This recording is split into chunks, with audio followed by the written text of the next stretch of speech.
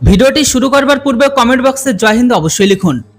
ভারতের বৈজ্ঞানিক বা রিসার্চার এমন একটি অস্ত্রকে তৈরি করে খাড়া করে ফেলেছে, যেটিকে যদি আমরা এখন আমেরিকার থেকে কিনি, সেটি কেনার জন্য প্রায় আমেরিকাকে 250 কোটি টাকা দিতে হবে, কিন্তু ভারত মাত্র 50 কোটি টাকারও কমে তৈরি করে ফেলেছে। এখন অবাক করার বিষয় এটাই যে খবরটি সামনে বেরিয়ে আসছে, তখন বিশ্বের অধিকতম দেশগুলো এই অস্ত্রটিকে কেনার জন্য ইন্টারেস্টকে দেখাচ্ছে। কিছু দেশ 25 কোটি, আবারও 30টির মতো বেশি দেশ 50 কোটিতে কেনার জন্য রাজি, যেটিতে অধিকতম ন্যাটো দেশও যুক্ত আছে।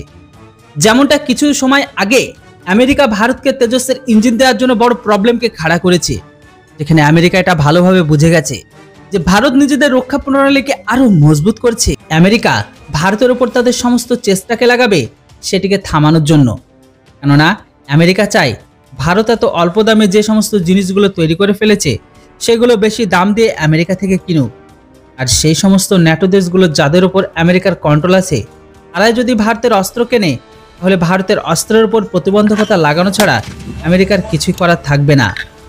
এই জন্য আমি আপনাদের আগেও বলেছি যে ভারতের উপর লাগাম লাগানো যে কোনো দেশের পক্ষে একদমই সম্ভব নয়। এখন ভারতের লাগাতার বাড়তি ক্ষমতার জন্য চ্যানেলটিকে সাবস্ক্রাইব আর ভিডিওটিকে লাইক করতে কেউ ভুলবেন না।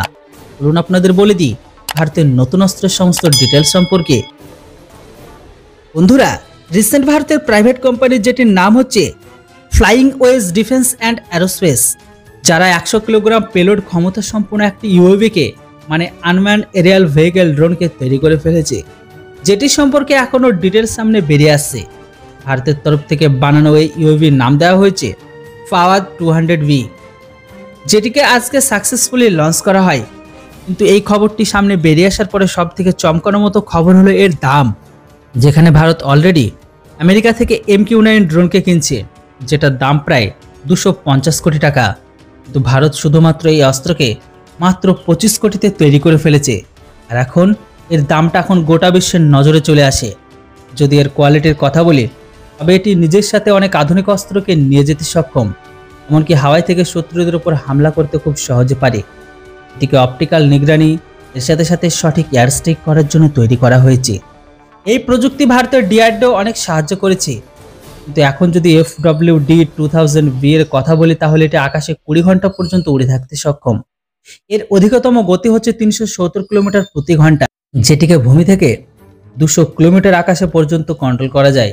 এমনকি এই অস্ত্রকে শত্রুর ওপর লেজার অস্ত্র দিয়ে ফায়ার পর্যন্ত করা যাবে।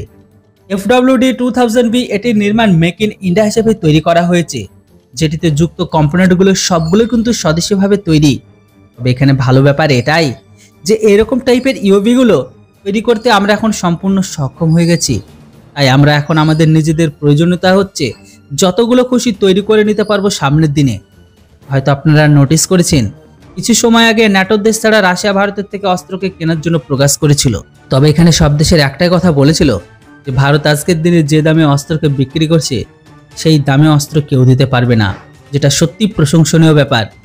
যখন এই মুহূর্তে ভারতের ইউএভির দাম সামনে এসেছে, তাই সমস্ত দেশগুলো নেয়ার জন্য উৎসাহিত। এবার বন্ধুরা আপনারা বলুন, সবার প্রথমে ভারতের ইউএভি কাকে বিক্রি করা উচিত? এ বিষয়ে অবশ্যই আপনাদের মতামত কমেন্ট বক্সে লিখে জানান। Thanks for watching. Jai Hind, Vande Mataram.